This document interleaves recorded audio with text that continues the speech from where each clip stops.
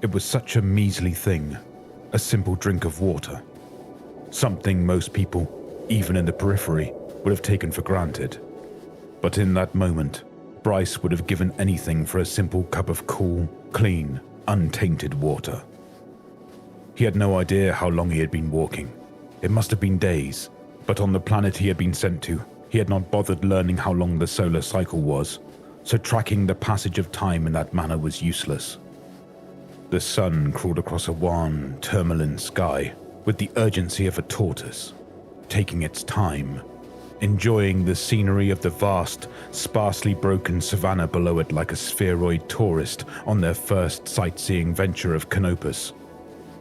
Bryce had stopped trying to gauge how long it had taken to move after what felt like hours, when he still had the presence of mind to realize that his need to drink something took priority over such frivolities as knowing how long he had been on his feet. The hierarchy of needs, food, water, shelter, those were more important right now. The only thing he knew with unequivocal certainty was that he had been walking since the battle had ended. Calling it a battle wasn't quite right though, was it? More of a skirmish. 2 recon lances accidentally bumping into one another. Or rather, one brash lance commander foolishly deciding he could take the other without properly understanding his administrative role. Lieutenant Abbott, Bryce's lance commander, picked up the blip of 4 other mechs on radar, looked at his scout lance, and decided to make a whack at them. Foolish. Abbott walked them right into a squadron of Davion hussars, better armed than he or his ragtag band of mercenary privateers. Speed and violence of action. The 2 weapons Abbott had hoped to capitalize on proved no match against the Feds or their mechs. Commander Abbott found that out within moments, as he charged forward with short-range missile pods blazing, the lasers of a cicada finding the sweet spot in his Jenner's ammo storage and sending him to the afterlife in a fireball. Sammy, the latest recruit that had been strapped into the Locust, was next to go and the slowest. 2 of their mechs, a Griffin and a Wolfhound, managed to cycle their shots at her legs as she tried to strafe around them with futile machine gun fire, blowing it off and sending the poor girl down on the side of her cockpit. Bryce had thought he heard her shout through the comms she was ejecting as the Griffin marched forward, pouring lasers into her center torso.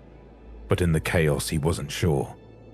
At any rate, her Locust was out of the brawl, no longer a factor by then. Bryce had been doing his best to provide cover for them both, stupid as they were to rush in like mad berserkers. He was in the Panther, the closest thing to a sniper and harasser their lance had, and he did his best to keep the Feds at bay with his 2 light-caliber autocannons. But he quickly found himself outgunned. The Panther was designed for scouting, its weapon systems built to pester and skirmish. Fighting toe-to-toe with a full lance of Davions, even provincials like these, was well outside its abilities. It became apparent that he was better off avoiding the lasers of the cicada, the missile barrage of the Griffin, than trying to fight back. When one of those salvos from the Griffin struck true and tore away his Panther's right arm, along with its twin autocannons, Bryce knew that the field had been lost. Rather than die on his feet, or beg for clemency, he chose the big red button. Bryce ejected from his Panther's cockpit, glass canopy exploding with a hydraulic rush as his command couch vaulted him into the wild blue yonder. He didn't remember much after that, just a mad scramble to disentangle himself from the harness and extricate as far away from the battle as possible. He vaguely recalled an explosion behind him. Was it his lovely Panther? Sammy's Locust? What was left of Abbott's Jenner going nuclear? It didn't matter now, did it? What mattered was that Bryce was alive, for now at least. As far as he knew, he was the last man standing for his lance, and a long way from home. They might have called themselves mercenaries, but the truth of it was they were pirates for hire. Someone had used someone else to hire them for this slaver run, hit this no-name Davion world, and abscond with as many yokels as they could. It didn't matter what for. The sea bills were what mattered, at least at the time it seemed, to the people who made sure Bryce got what he was owed. Now those people were an entire world away, sitting on a jump ship, waiting for word from a lance that didn't exist anymore. There was no one left to sign Bryce's pay stub now. Even if there were, he would have traded that wad of sea bills he was owed for nothing more than a cup of sweet water. At first he ran, then he walked, and now Bryce stumbled.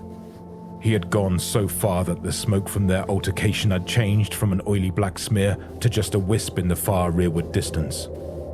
Bryce didn't even know where he was going, just that he was going away. Eventually it dawned on him that away was a terrible cardinal direction to follow. But without any clue as to where the nearest settlement was, and nothing but flat grassland and stunted flat-topped trees all around him, he had no better option than to just walk. Eventually, that mental directive gave way, and Bryce was forced to collapse beneath a twisted scrubby tree to catch his breath. His legs burned with fatigue. His stomach was twisted into an angry, cramped little knot, and the thirst was almost unbearable. Heat-addled and mind swimming from exhaustion, Bryce tried to recall how long it took for the human body to survive without water. A week? Days? He was sure it would not be that long for him. That menacing twist in his guts was surely a sign that the Reaper had finally come knocking for Bryce McIntyre.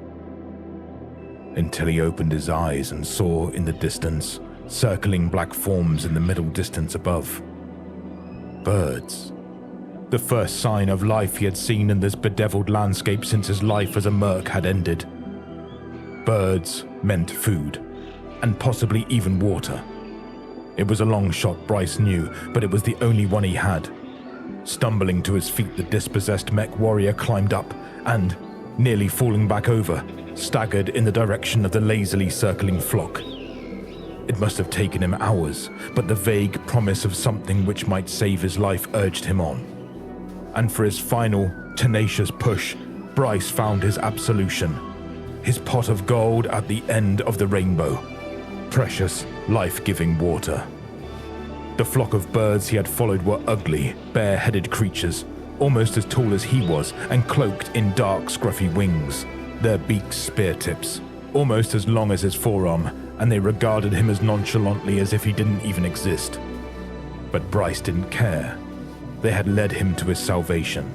The haggard, long-legged avians had gathered around an oasis amidst the dry scrubland, a pool of water, aqua pura, nectar of the gods. They drank from the crystal oasis as he did, dipping their beaks into the water, clattering them loudly as they threw their heads back and washed the liquid down their throats. Bryce rushed forward and dunked his head into it full bore, causing the birds to squawk and scatter in protest, drinking the water in deep, greedy gulps and not pulling back until his lungs demanded a turn to breathe. He did this once more. He drank until it felt like his stomach would distend through the front of his cooling vest, and only then did Bryce crawl back from the edge of the pool's lip. Looking over at the grim wading birds, he did not see ugly, bare-pated, mottle-feathered storks. To Bryce, in that moment, they were benevolent guiding spirits, guardian angels leading him from desolation. He watched them a bit longer, them calmly drinking from the oasis, until the sound of an engine in the distance caught his attention. They were ranchers, they claimed, and as far as the eye could see was their grazing land. The two men had pulled up 10 minutes after Bryce had been given his second reprieve on life, arriving in a rugged, ragtop truck, bearing heavy slug-thrower rifles and eyeing him warily. After he had proved that he was no rustler, that he was unarmed and no threat, the two self-proclaimed ranchers had relented to take Bryce with them back to Mandaree Station, back to civilization. It was only after he was safely tucked in the back of their off-roader that the full story came to be. The feds had clocked an unregistered dropship break atmosphere, immediately recognized the IF signal as a pirate frequency, and sent a planetary defense lance to intercept. They caught the pirate lance wandering through these ranch hands' pasture, summarily reducing the brigands to wreckage and offering them 10% of the salvage revenue as compensation for damages. A Jenner and a Locust were all that remained, the twisted scraps of a panther that had been cored and gone nuclear, having been scattered across nearly 2 clicks of grassland. The rancher, The one who wasn't driving and suspiciously explaining this grim epilogue to Bryce punctuated that final point with a wary quandary. How was it that Bryce found himself all the way out in their field in the aftermath of a botched pirate raid? Those birds, he countered with his own question in a hoarse croak, not acknowledging the cattleman's query at all. The bold ones, with black wings, what are they called? The question was a croak. His voice was broken from fatigue and disuse. It came out as a raspy whisper. The rancher cocked an eyebrow, his expression something between bemusement and annoyance. Those ugly things? The ones back at the watering hole? They're a kind of stork. We call them Marabou. Old Terran word. I think it means, I don't know, garbage or something. That's what they eat. Garbage and dead things. Long-legged buzzards what they are. The rancher continued to jaw at Bryce, but he was only half listening. Marabou, he thought, rolling the word around in his head like a handful of coins. The grizzled and querulous man called ugly, long-legged buzzards, but Bryce didn't see them. To him, they might as well have been guardian angels. They led him to water and saved his life. He might have been a dispossessed Mechwarrior, a marooned pirate in a hostile nation, but thanks to the Marabou, he was alive. Bryce McIntyre promised himself, if he ever made it off this fed rock and back into the seat of a mech, he wouldn't squander the gift those guardian angels had given him.